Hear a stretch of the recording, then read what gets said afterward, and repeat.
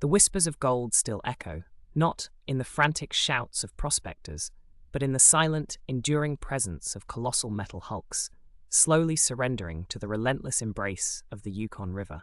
Imagine a vast, watery graveyard where giants of industry lie in repose, their teeth of steel long since stilled, their complex gears and pulleys now home to moss and the patient work of erosion. This is the Klondike Gold Rush Dredge Graveyard, a place where the dreams of fortune have been submerged, and where the very tools of extraction have themselves become a fascinating, forgotten chapter of history, telling a story of ambition, innovation, and the eventual, inevitable surrender to the wild. To truly understand how these metallic leviathans came to rest here, and why their story is one of quiet importance, we must first trace the very beginnings of the gold rush that brought them into being. The discovery of gold in the Klondike region, a tributary of the mighty Yukon River, in the late summer of 1896, by George Carmack, Skookum Jim Mason, and Dawson Charlie, was a moment that would ripple across the globe. However, the initial trickle of prospectors that followed that discovery was a mere prelude to the immense influx that would transform this remote corner of the Yukon Territory. The news, carried by steamboat and word of mouth, truly ignited the public imagination in the summer of 1897, when the first successful stampeders arrived in Seattle and San Francisco, their pockets heavy with the precious metal. This sparked what is often referred to as the Great Rush, a phenomenon that would see an estimated 100,000 people attempt to reach the Klondike goldfields, though only about 30,000 to 40,000 would actually arrive and attempt to stake claims. The journey itself was an epic undertaking, fraught with peril and hardship. The most common route involved traveling by sea to Dyer or Skagway in Alaska, and then traversing the treacherous passes of the coast mountains, most notably the Chilkoot Pass and the White Pass. The Canadian government, in an effort to maintain order and control, mandated that each stampeders carry a year's worth of provisions, approximately a ton of supplies, which proved to be an immense burden and a significant barrier to entry. This requirement was designed to prevent the kind of starvation and chaos that had plagued earlier gold rushes. Along these arduous trails, a constant stream of individuals, many ill-equipped and unprepared for the brutal northern climate, pushed onward, their hopes fueled by the promise of instant wealth. Upon reaching Dawson City, the burgeoning center of the Klondike goldfields, prospectors faced a new set of challenges. The land was vast, and the gold, while present, was often buried deep within the gravel and sediment of the riverbeds and benches. The early methods of extraction, while effective for surface deposits, were labor-intensive and time-consuming. Panning, sluicing, and cradling were the initial techniques, requiring back-breaking work under often difficult conditions. Prospectors would labor for days, weeks, and months, patiently sifting through tons of material for a few precious flakes or nuggets. The sheer scale of the deposits, however, hinted at the need for more industrialized and efficient methods. It was this inherent challenge, the vastness of the gold deposits, and the limitations of manual labor that paved the way for the introduction of more sophisticated technology. As the initial rush subsided and the easy-to-access surface gold dwindled, those with capital and foresight began to look towards more mechanical means of extraction. The very nature of placer mining, the process of extracting gold from loose sediment, lent itself to large-scale mechanical operations. The key was to efficiently move and process enormous quantities of gravel. This is where the concept of the gold dredge began to take root in the Klondike. Gold dredges are, in essence, floating factories. They are designed to excavate, wash, and separate gold from auriferous, gold-bearing gravels. The fundamental principle is simple, yet incredibly effective. A large bucket line, a continuous chain of interconnected buckets, dips into the water and scoops up material from the riverbed or the submerged bank. This material is then lifted to the top of the dredge, where it is passed over a series of screens and riffles designed to separate the heavier gold particles from the lighter sand and gravel. The oversized material, the waste, is typically discharged from the rear of the dredge, often forming long, linear piles of tailings. The first significant introduction of large-scale dredging operations in the Klondike can be traced to the turn of the 20th century, a period when the gold rush had matured from a frantic scramble into a more organized, albeit still speculative, industry. Companies began to form, pooling resources and expertise to invest in these massive machines. These were not simple contraptions, they were complex feats of engineering, requiring skilled mechanics, engineers, and laborers to build, operate, and maintain. The construction of these dredges was a monumental task in itself, often involving the assembly of prefabricated parts shipped from the United States or Europe, or even built from scratch on site. The ideal location for a dredge was a section of the river or a placer deposit that contained substantial amounts of gold-bearing gravel. The Yukon River and its tributaries, particularly Bonanza Creek and El Dorado Creek, were the primary focus of these operations. The depth of the gravel, the richness of the gold, and the stability of the riverbanks were all critical factors. The dredges would typically operate in the main channels of the rivers or on the wide, gold-rich benches adjacent to them. The operation of a dredge was a continuous, round-the-clock endeavor during the mining season, which was dictated by the freeze-up and break-up of the rivers. Imagine the scene. A massive, multi-story structure, some of them hundreds of feet long, floating on the water or operating on pontoons. The rhythmic clanking and grinding of the bucket line, the roar of the engines, be they steam or later electrical, and the constant flow of water and processed gravel would have created a powerful, industrial symphony against the backdrop of the wilderness. The size and complexity of these dredges varied, but many were truly colossal. They were equipped with powerful engines to drive the bucket line, pumps to supply water for washing the gravel, and elaborate screening and riffle systems to capture the gold. Some dredges were designed to dig to depths of over 100 feet, allowing them to exploit gold deposits that were inaccessible by earlier methods. The sheer volume of material they could process was astounding, far surpassing what any individual or small group of prospectors could achieve. A single large dredge could move thousands of cubic yards of gravel per day, extracting a steady stream of gold, though the grade of the ore, the concentration of gold, was often quite low compared to the initial surface discoveries. The profitability of dredging, therefore, depended on the volume of material processed and the efficiency of the operation. The development of the dredging industry in the Klondike was not without its challenges. The harsh northern climate presented constant difficulties. Freezing temperatures could halt operations for months at a time, and the permafrost could create unstable ground conditions. Maintaining the complex machinery in such an environment required constant attention and ingenuity. Furthermore, the remoteness of the region meant that spare parts and skilled labor were often in short supply, adding to the logistical complexities of running these operations. Despite these challenges, dredging proved to be a highly effective method for extracting gold from the Klondike deposits. Companies like the Yukon Gold Company, which eventually consolidated many of the smaller claims and operations, became major players in the industry.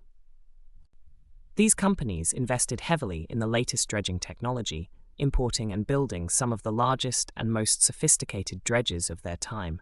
The impact on Dawson City and the surrounding region was significant. Dredging provided steady employment for a considerable workforce, fueling the economy and sustaining the population, even as the initial gold rush frenzy subsided. The operation of these dredges was a testament to human ingenuity and perseverance.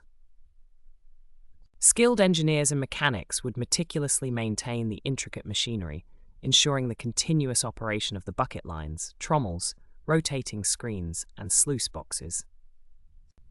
The gold room, the heart of the dredge where the gold was separated, was a place of intense concentration and careful work.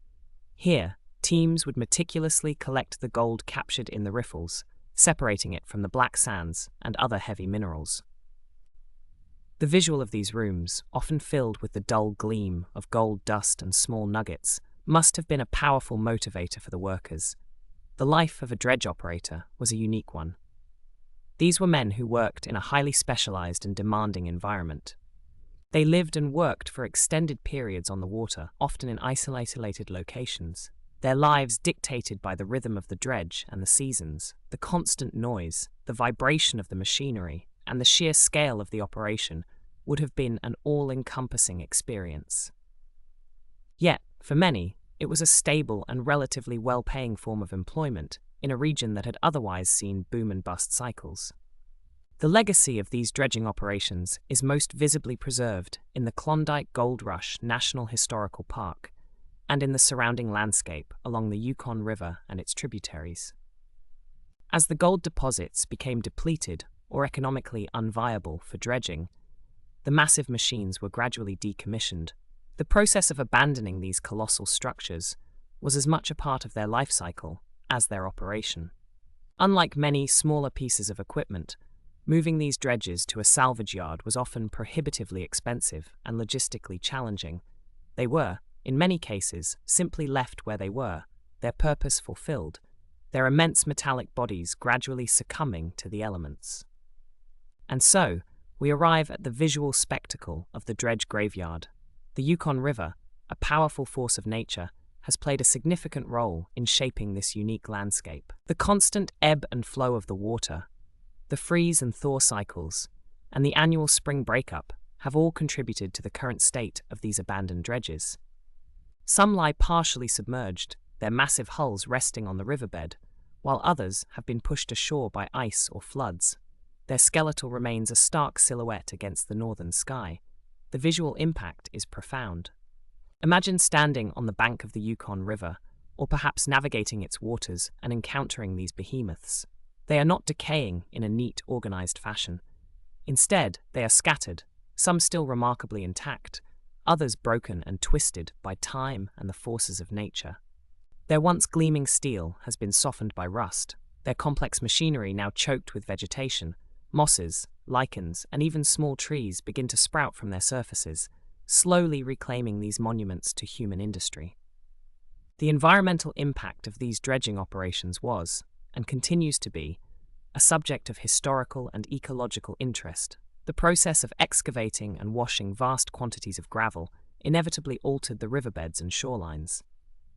The discharge of tailings, the fine material left over after gold extraction, created long, linear mounds along the waterways, effectively changing the natural topography. The water itself would have been cloudy with suspended sediment during operations, impacting aquatic life. However, the passage of time has also seen a degree of natural reclamation. The river, in its persistent way, has begun to integrate these man-made structures into its own evolving landscape. The reasons for the eventual cessation of dredging operations were multifaceted. Primarily, it was the depletion of economically viable gold deposits. As the richest and most accessible gravels were worked, the cost of extracting the remaining gold increased, making continued operations unprofitable. Furthermore, changes in gold prices and market conditions also played a role. Advances in mining technology, particularly in hard rock mining, may have also shifted investment focus away from large-scale placer dredging. The economic reality of the Klondike shifted. As the gold veins thinned and the cost of extraction rose, the immense capital investment required to operate these dredges became harder to justify. Many of these machines represented a significant financial outlay, and their continued operation depended on a consistent and profitable yield of gold. When that yield diminished to a point where the operational costs, including labor, fuel, and maintenance, outweighed the value of the gold recovered, the decision to cease operations was often made. This wasn't always a sudden abandonment. Sometimes it was a gradual winding down, a period of reduced activity as the economic viability waned. The technological obsolescence of some of the older models also contributed to their eventual retirement. While the basic principles of gold dredging remained consistent, advancements in engineering and design led to the development of more efficient, larger, and more powerful dredges. Those that remained in operation were often the more advanced models, but even they eventually met their match against the declining gold grades and the ever-present costs of operation in such a remote and challenging environment. The sheer logistical challenge of decommissioning and transporting such massive structures also played a crucial role in their fate. Dismantling a dredge and hauling its component parts back to a processing facility or a more accessible location would have been an astronomically expensive and time-consuming undertaking. The cost of labor, transportation, and specialized equipment needed for such a task would have far exceeded the value of the salvaged materials, especially when the gold had largely been extracted. Therefore, the most practical, if not the most aesthetically pleasing, solution was often to simply cease operations and leave the dredges in situ. They were, in essence, abandoned to the elements. The river, with its immense power and relentless flow, became their final resting place, or their slow, gradual tomb. The Yukon River, itself a character in this story, has worked its own brand of reclamation. The water has softened sharp edges, the ice has pushed and twisted, and the natural sediment has begun to bury and camouflage these once gleaming titans of industry. The process of natural decay is a slow but persistent force. Over decades, and now more than a century, the steel hulls have succumbed to corrosion. Rivets have loosened, plates have weakened, and the internal structures have begun to sag and collapse. The wooden components, once sturdy supports and decks, have rotted away, leaving behind the skeletal frames. The once intricate machinery, the gears, the belts, the engines, have been exposed to the elements, to rust, to mud, and to the slow growth of vegetation. The riverbanks themselves have become a part of this graveyard. As the dredges were positioned to access the gold-bearing gravel, they often operated in close proximity to the shorelines. When operations ceased, and the dredges were left to their fate, the river's natural processes took over. High water events, ice jams, and the constant erosion of the riverbanks would have shifted and repositioned these massive machines. Some may have sunk entirely into the muddy depths, while others were nudged onto the shore, becoming permanent fixtures of the river landscape. The tailings piles, those long, undulating ridges of gravel left behind by the dredges, are a visual testament to the scale of their operations. These mounds, often covered in a thin layer of vegetation, are an integral part of the dredge graveyard's landscape. They are the discarded remnants, the material deemed too low in gold content to be profitable, yet they represent the sheer volume of earth that was moved. These piles create a unique, almost surreal environment, where the natural landscape has been sculpted by the industrial past. The specific location of these dredge graveyards is not always easily accessible, adding to their mystique. They are often found along the Yukon River, particularly in areas that were once prime dredging territory, such as the lower reaches of Bonanza Creek and El Dorado Creek, before they join the main river.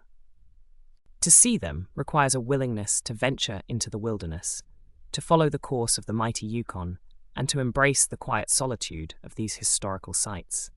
The visual experience of encountering these dredges is one of awe and contemplation. They are industrial relics, colossal in their presence, yet gracefully yielding to the passage of time and the forces of nature. The scale of these machines is a stark reminder of the immense ambition and effort that characterized the Klondike gold rush. They represent a significant chapter in the technological evolution of gold mining, a period when human ingenuity sought to conquer the challenges of extracting precious metals from the earth on an unprecedented scale. The soundscape of these graveyards is as profound as their visual presence. It is not the cacophony of industrial operation, but the quiet hum of the natural world, the gentle lapping of the river against the metal hulls, the rustling of leaves in the wind, the calls of birds. These are the sounds that now fill the spaces once dominated by the roar of machinery. This auditory shift underscores the transition from active industry to passive repose, from human endeavor to natural reclamation. The story of the Klondike Gold Rush dredge graveyard is not one of dramatic battles or heroic figures in the traditional sense. It is a story of persistent human ambition, of technological innovation, and of the inevitable and beautiful reconciliation between human creation and the natural world. It is a narrative told not through spoken words or grand pronouncements, but through the silent, enduring presence of these industrial giants, slowly fading back into the earth from which they were forged. These dredges represent a specific era in the history of resource extraction. They were built to maximize efficiency and output, driven by the insatiable demand for gold. The technology they embodied was cutting edge for its time, a testament to the engineering prowess of the early 20th century. The sheer scale of their construction and operation speaks volumes about the economic forces at play, the capital investment, and the labor that was mobilized to pursue the glittering promise of gold. The Yukon Gold Company, a significant entity in the Klondike, played a pivotal role in the consolidation and mechanization of the goldfields. This company was instrumental in bringing some of the largest and most advanced dredges to the region. Their operations were extensive, covering vast tracts of land along the creeks and the river. The success of the Yukon Gold Company, for a time, underscored the viability of large-scale dredging as a means of extracting gold from the Klondike's alluvial deposits. The lifeblood of these operations was not just the gold, but also the water. Dredges were water-dependent machines, requiring a constant supply for washing the gravel and for flotation. The Yukon River and its tributaries provided this essential resource. The positioning of the dredges was strategic, often in the channels themselves, or on the banks where gold-bearing gravels were accessible. The interaction between these massive machines and the dynamic flow of the river is a central theme in their story. The eventual decline of dredging in the Klondike was not a singular event, but a gradual process driven by economic realities. As the richer, more easily accessible gold deposits were exhausted, the economics of dredging became increasingly challenging. The cost of operation, including labor, fuel, and maintenance, began to outweigh the diminishing returns of gold extraction. This economic pressure, combined with the inherent difficulties of operating such massive machinery in a remote and harsh environment, led to the gradual cessation of operations. The visual imagery of these abandoned dredges is compelling. They are powerful symbols of human ambition and the transient nature of industry. The rust, the decay, the encroaching vegetation, these are all indicators of the passage of time and the triumph of nature over man-made structures. They are a reminder that even the most monumental endeavors are ultimately subject to the forces of natural change. The narrative of the dredge graveyard offers a unique perspective on the Klondike gold rush. It moves beyond the iconic images of individual prospectors with their pans and picks and delves into the era of industrial-scale extraction. It highlights the technological advancements that transformed the goldfields and the economic forces that shaped their development and eventual decline. The historical significance of these dredges lies not only in their role in gold extraction, but also in their enduring presence as monuments to a bygone era. They are tangible links to the past, silent witnesses to the relentless pursuit of wealth and the transformative power of technology. Their story is one of innovation, of ambition, and ultimately of surrender to the irresistible embrace of the natural world. The environmental narrative is also an important facet of their story. While the gold rush brought significant economic activity, it also left its mark on the landscape. The dredging process altered riverbeds, created tailings piles, and impacted aquatic ecosystems. However, the passage of time has also seen a degree of natural reclamation, as the environment slowly adapts to and integrates these once alien structures. The specific locations of these dredge graveyards are often found along the Yukon River and its tributaries, in areas that were historically significant for gold production. Access to these sites can be challenging, requiring a journey into remote wilderness. This remoteness, however, contributes to their mystique and their preservation, shielding them from extensive human interference and allowing nature to work its slow but steady transformation. The visual impact of encountering these abandoned dredges is one of quiet grandeur.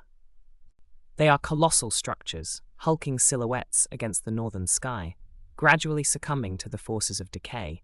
The rust-colored hulls, the skeletal remains of their machinery, and the encroaching vegetation all contribute to a scene that is both somber and beautiful. They are reminders of human endeavor, of ambition, and of the ultimate triumph of natural processes. The historical context of these dredges is crucial to understanding their presence. They represent a shift from individual prospectors to corporate operations, from manual labor to mechanized extraction. The technological innovations that enabled their construction and operation were significant, allowing for the processing of vast quantities of gravel and the recovery of gold that would have otherwise remained inaccessible. The economic drivers behind the development of the dredging industry were powerful. The promise of immense wealth, coupled with the increasing difficulty of finding easily accessible gold, spurred investment in these large-scale operations.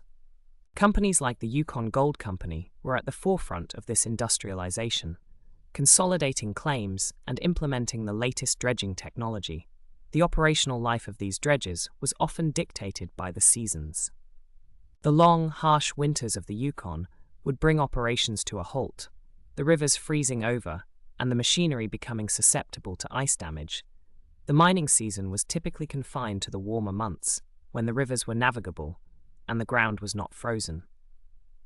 This seasonality added another layer of complexity to the operations. The decommissioning of these dredges was not a singular event, but a gradual process. As the economic viability of dredging declined, operations were wound down. The decision to abandon these massive machines was often a pragmatic one, driven by the prohibitive cost and logistical challenges of their removal. They were, in essence, left to the elements to become a part of the evolving landscape. The environmental legacy of these dredging operations is complex. The alteration of riverbeds and the creation of tailings piles had a significant impact on the natural environment. However, the passage of time has also seen a degree of natural reclamation, with vegetation slowly colonizing the disturbed areas, and the river gradually integrating these man-made structures into its flow. The stories held within these silent hulks are numerous. They speak of the ingenuity of engineers and mechanics, of the hard labor of operators, and of the relentless pursuit of wealth. They are a testament to a specific period in history when human ambition sought to conquer the challenging landscape of the Yukon and unlock its hidden riches. The visual of a dredge, half submerged in the murky waters of the Yukon, its rusted steel frame a stark contrast to the surrounding wilderness, is a powerful one. It is a scene that evokes contemplation on the cycles of industry and nature, on the impermanence of human endeavors, and on the enduring power of the natural world. The narrative of the Klondike Gold Rush dredge graveyard is a story told through the silent testimony of these colossal machines. They are the forgotten giants of the gold rush, their once thunderous operations now replaced by the quiet whisper of the wind and the gentle flow of the river. Their presence serves as a tangible connection to a fascinating period of history, a reminder of the ambition, the innovation, and the eventual, inevitable surrender to the wild embrace of the Yukon. The gradual erosion and weathering of these structures are a constant, ongoing process. The water levels of the Yukon River, subject to annual variations and the impact of climate, play a significant role in their exposure and submergence. During periods of low water, more of the dredge may become visible, revealing more of its intricate, decaying structure. Conversely, during periods of high water or ice jams, large sections can be submerged, adding to the mystery and the imposing presence of these relics. The vegetation that grows upon and around the dredges is a visual indicator of the passage of time and the reclamation of the landscape.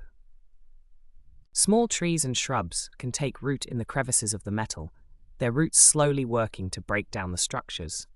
Mosses and lichens create a soft, green and grey patina, softening the harshness of the steel and integrating the dredges into the natural environment. This slow, organic process is a quiet counterpoint to the industrial origins of these machines.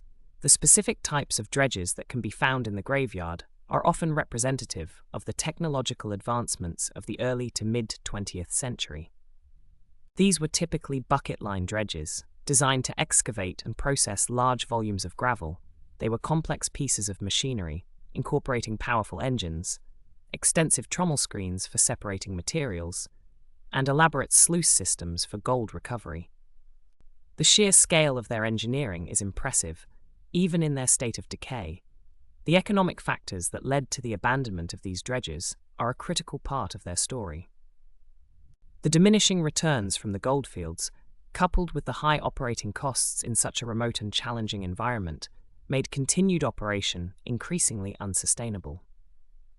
The global economic climate, fluctuations in gold prices, and the availability of capital for investment also played a significant role in the eventual cessation of large-scale dredging. The social impact of these dredging operations should also be considered. They provided employment for a significant number of people, contributing to the economic stability of the region, even as the initial gold rush fever subsided. The communities that grew up around these operations were sustained by the steady, albeit often arduous, work of operating and maintaining these massive machines. The historical context of the Klondike Gold Rush itself is essential for understanding the existence of the dredge graveyard. The discovery of gold in 1896 ignited a global phenomenon, drawing hundreds of thousands of people to the Yukon. While the initial rush was characterized by individual prospectors, the long-term extraction of gold from the region necessitated more industrialized and efficient methods, leading to the era of large-scale dredging. The narrative of the dredge graveyard is a testament to the cyclical nature of boom and bust economies, particularly those driven by resource extraction. The initial frenzy of discovery gives way to organized exploitation and eventually to the inevitable depletion of the resource, leaving behind the physical remnants of that intense period of human activity. The visual of these dredges, resting in their watery berths, is a powerful symbol of this cyclical process. They are the physical embodiment of a dream that, while yielding significant wealth for a time, ultimately surrendered to the limitations of the resource and the passage of time. They are not just rusting metal, they are stories etched in steel, waiting to be observed and contemplated. The maintenance of the Yukon's historical integrity is a key consideration for preserving these sites. While they are a powerful draw for those interested in history and industrial archaeology, their remote locations and the fragility of their decaying structures necessitate a careful approach. The goal is to allow these sites to remain as they are, as natural monuments to the past, rather than attempting to restore or remove them, which would fundamentally alter their character and historical significance. The subtle beauty of decay is a significant aspect of the dredge graveyard. The patterns of rust, the textures of the weathered metal, the way the vegetation intertwines with the machinery, these elements create a unique aesthetic that is both melancholic and compelling. It is a visual narrative of nature's slow but persistent ability to reclaim and transform even the most imposing human creations. The understanding of these dredges as graveyards is a fitting metaphor. They represent the end of an era, the final resting place for these colossal machines that once symbolized progress and the pursuit of fortune. Their silent vigil along the Yukon River is a continuous reminder of the forces that shape both human history and the natural world.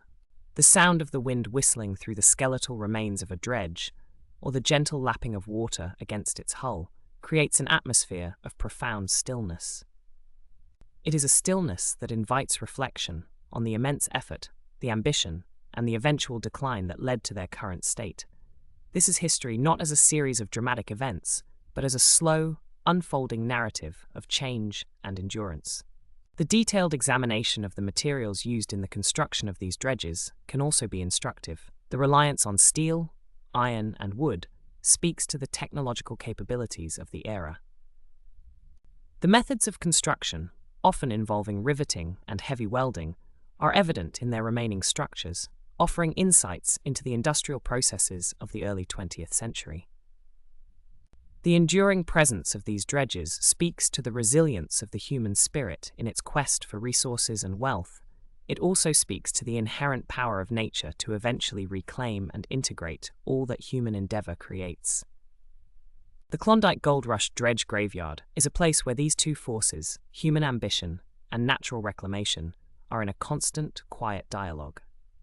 The story of these dredges is a compelling chapter in the broader narrative of the Klondike Gold Rush, offering a glimpse into the industrialization of mining and the complex relationship between human progress and the natural environment. Their silent vigil along the Yukon River continues to tell a story of ambition, innovation, and the inexorable passage of time.